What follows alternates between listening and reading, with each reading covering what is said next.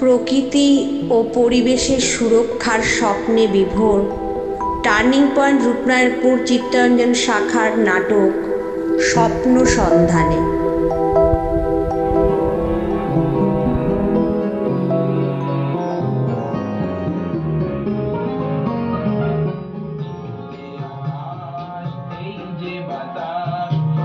শোনাবো না কি বার্তা দিচ্ছে শুনি? ওর তো সব কোথায় গানে গানে।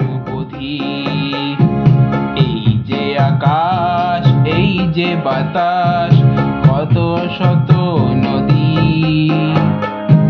বইছে নিরবধি, পাহাড় পর্বত কত, লতা গুল্ম শত শত, পাহাড় পর্বত কত, লতা গুল্ম শত শত, তৃণরাজি লক্ষ লক্ষ, আর কত শত বৃক্ষ, দেখো মোদের চারিপাশ, সেথায় মোদের বাস, আছে কত শত পশু পাখি, কত নাকি পতঙ্গ, দিকে তাদের রঙ্গ,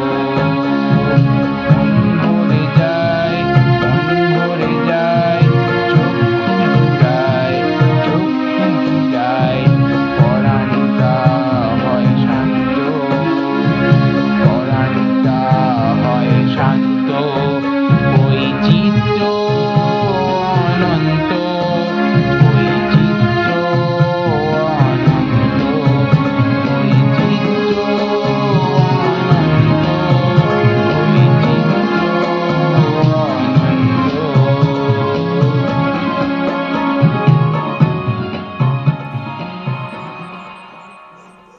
জীবনযাত্রার সব উপকরণের সমষ্টি নিয়ে এই প্রকৃতি মায়ের মতন তার সর্বস্ব দিয়ে সে আমাদের লালন করে চলেছে।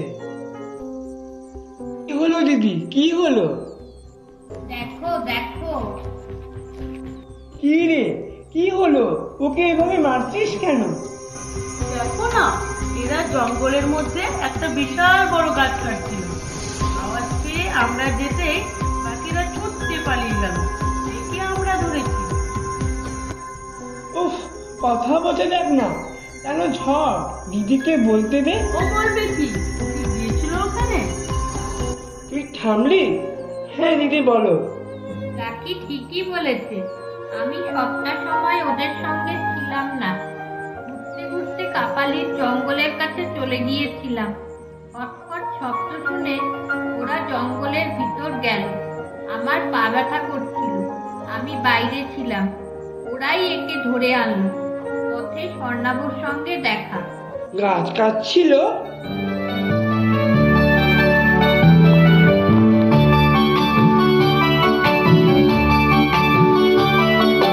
গাছ কেটো না, গাছ কেটো না, গাছ কেটো না, সবার তরে গাছের মনে কতই ভাবনা।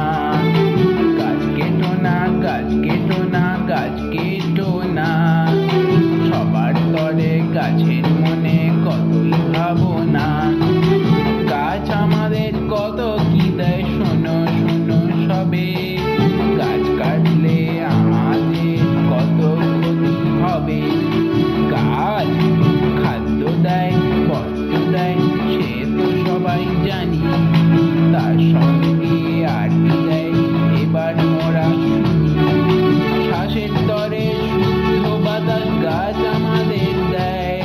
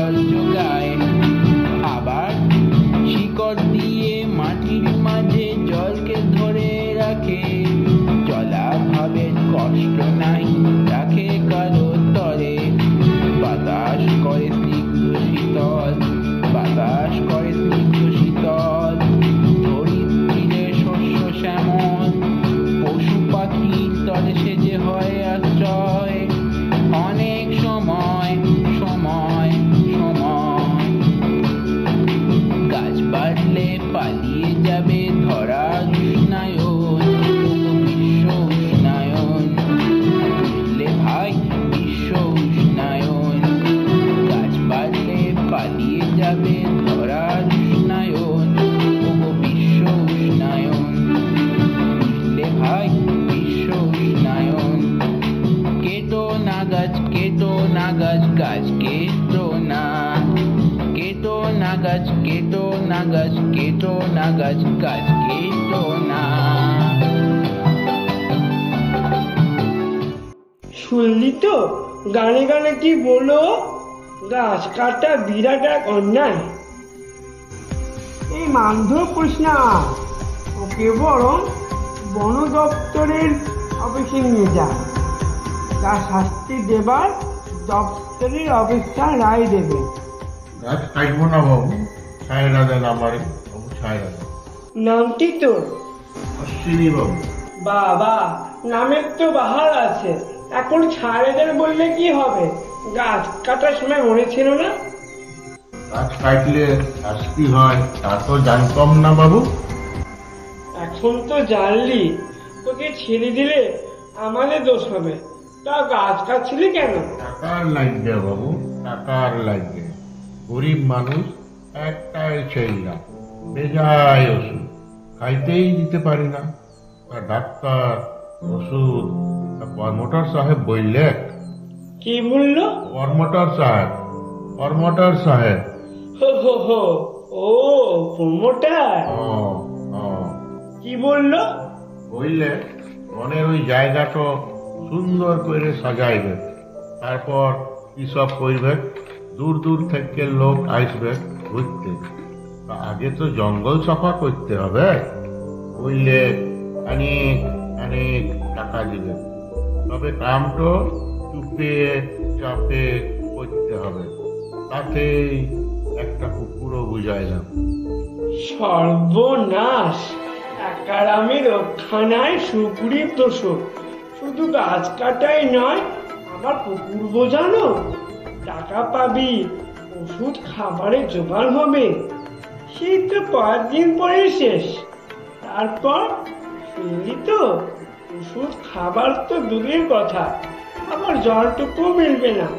যা যা, ওকে বন দপ্তরের অফিসে নিয়ে যা। ছেড়ে দেন বাবু, ছেড়ে দেন। চল চল। ছেড়ে দেন বাবু, ছেড়ে দেন। মানুষের লোভের আর শেষ নেই। গরমের সব অস্থির, পুকুর কুয়ো সব শুকিয়ে যাচ্ছে। আমাদের এই রূপেমপুরে বছরের বেশিরভাগ সময় তো দেখি জলের অভাব। শুধু রূপনারায়ণপুর, পৃথিবীর নানা দেশেই তো জলের জন্য হাহাকার। চারিদিক ছারখার হয়ে যাচ্ছে। আর টাকার জোরে এরা নিজেরা আরো একটু ভালো থাকবার জন্য সব জেনেও জল জঙ্গল সব শেষ করছে। আরে বাবা, গ্রীষ্মের উত্তাপ জলাভাব কি শুধু আমাদের মতন সাধারণ মানুষকে কষ্ট দেবে চিরদিন?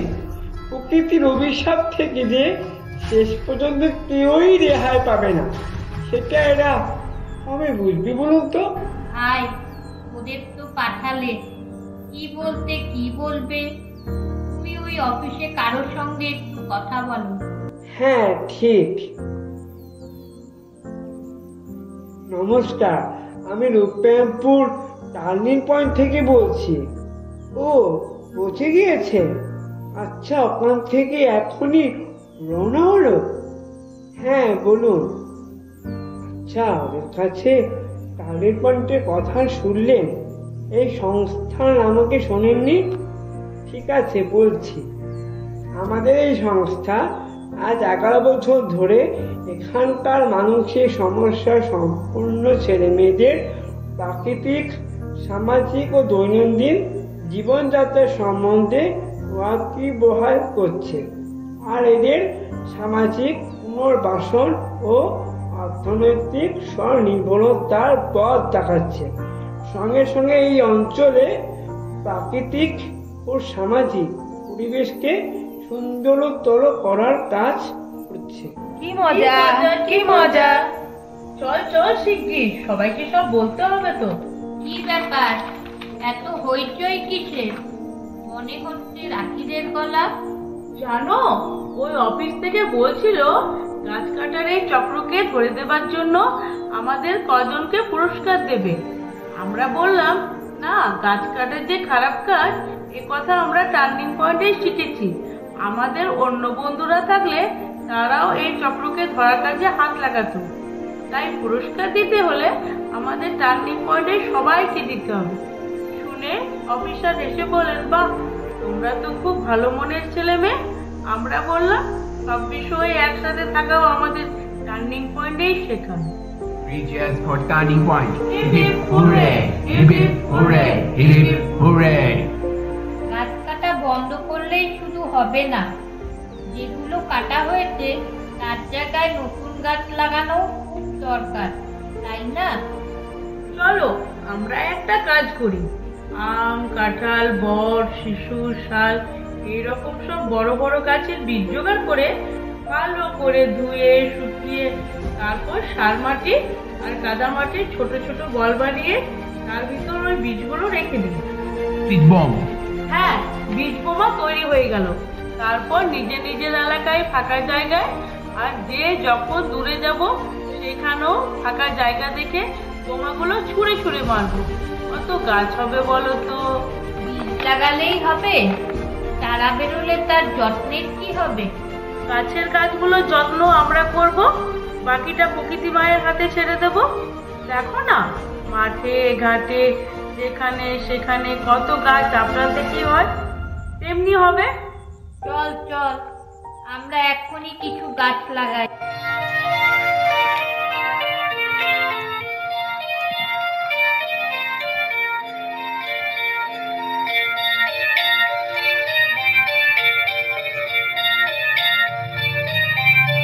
আয় আয় আমাদের অঙ্গনে, অতিথি বালক তরুদল, মানবের স্নেহ সঙ্গনে, চল চল আমাদের ঘরে চল। আয় আয় আয় আমাদের অঙ্গনে, অতিথি বালক তরুদল, মানবের স্নেহ সঙ্গনে, চল চল আমাদের ঘরে চল। আয় আয় আয় আমাদের অঙ্গনে।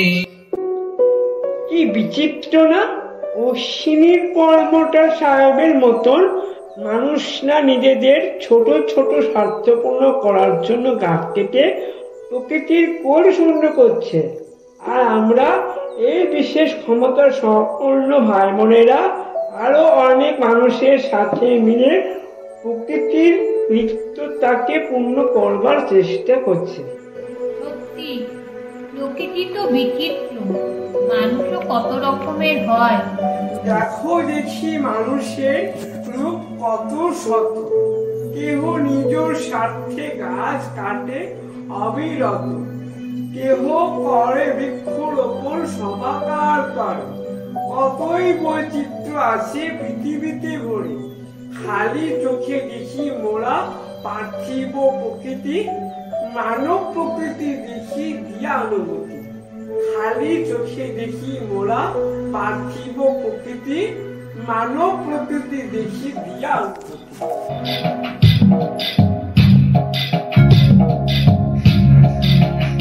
সবে শূন্য সর্বজন, ভয় প্রকৃতি কর যত্নে সংরক্ষণ। শূন্য শূন্য শূন্য সবে শূন্য সর্বজন, ভয় প্রকৃতি কর যত্নে সংরক্ষণ। সুন্দর হইলে পরে মানবের মন, যত্ন সহকারে বন করিলে সৃজন। চারিভিতে পরিবেশ উঠিবে হাসিয়া, চারিভিতে পরিবেশ উঠিবে হাসিয়া। অতএব শূন্য শূন্য